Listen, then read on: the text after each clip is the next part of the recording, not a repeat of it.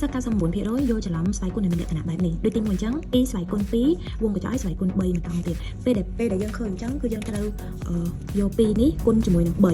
2 3ដង6អញ្ចឹងយើងបាន2ស្វ័យគុណ6វាស្មើនឹង64តែចំពោះទី2វិញវាខុសពីទី1 2ស្វ័យគុណ2ហើយស្វ័យគុណ3បន្តទៀតតែវាមានវងកញ្ចក់អីអញ្ចឹងបើអ្នកនរគ្នាឃើញអញ្ចឹងគឺកន្លែងនេះមានន័យថាស្វ័យគុណ2ស្វ័យគុណ3 2ស្វ័យគុណ3មានន័យថា2គុណជាមួយនឹង2គុណជាមួយនឹង2ចំនួន3ដងអញ្ចឹងយើងបានកន្លែងនេះ2ស្វ័យគុណ3គឺស្មើ8